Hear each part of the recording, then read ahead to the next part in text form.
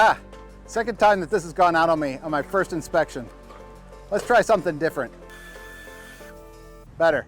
My name is Mike Lorpenbeck. I'm the founder of Technically Beekeeping. I'm a second generation beekeeper. As a kid, I'd always have to ask my dad to light the smoker for us, for me and my friends when we would go out and work the bees. I got back into beekeeping about 7 years ago and thought to myself, why are we still using the traditional bee smoker? This was invented in 1873.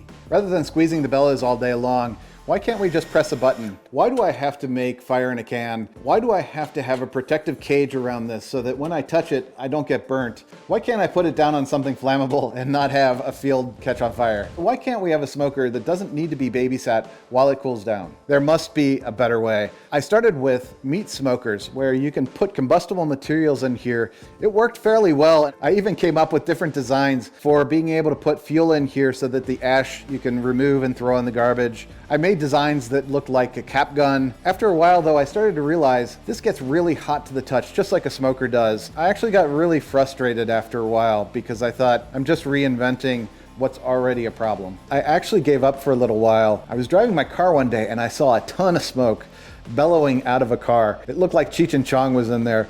It was just a ton of smoke, and I thought to myself, I wonder if I could use vaporization technology to do this. I started out with a fog machine. It made so much smoke you wouldn't believe it. And do you know what happened?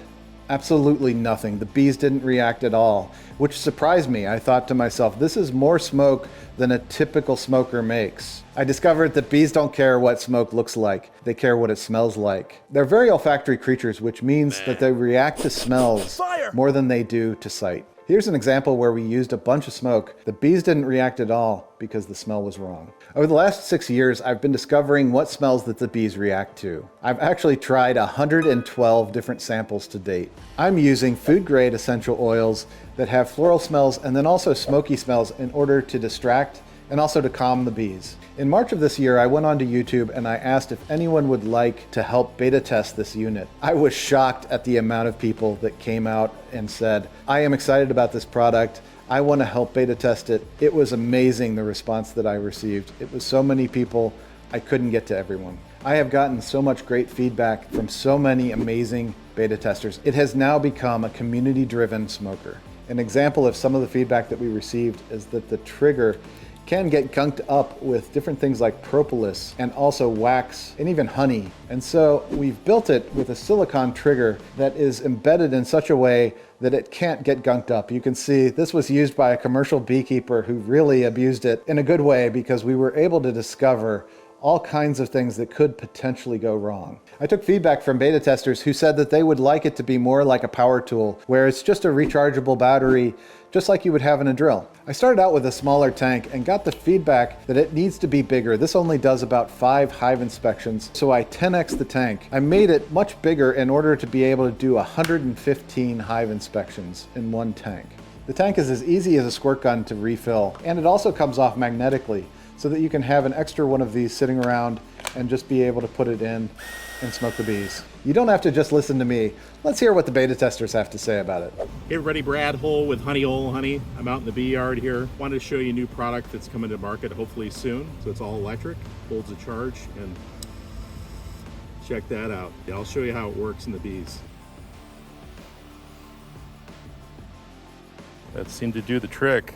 And guess what? I don't have to worry about my smoker going out. Hey, my name is Mike. I'm a local beekeeper in Georgia. I got with Technically Beekeeping on testing out their new electric smoker, and I freaking love it to death. Pushes the bees down quickly and it keeps them down and they come back up slow. Over the last 6 years, we've gone from the 3.2 to the 8.2. Hopefully you can tell the difference in these versions. We've beta tested over the last year with commercial beekeepers, sideliners, hobbyists, and even scientists. When I started my YouTube channel, I was surprised at the number of people from Texas, California, and even Australia that signed up for my very important beekeeper club.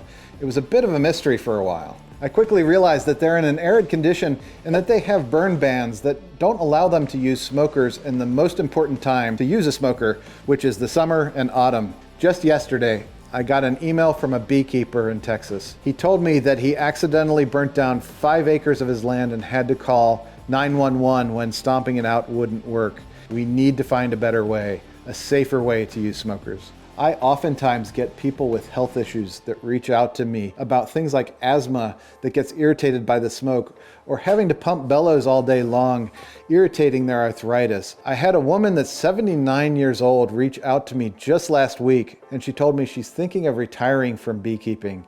I think it's a real shame to give up such a loved hobby just because of deficiencies in a device like this. So whether you're just starting out with beekeeping or you're trying to find an alternative to the traditional bee smoker, the TechBee Smoker has you covered every step of the way. So if you're ready to be innovative, be disruptive, and bring beekeeping into the modern era, support us below.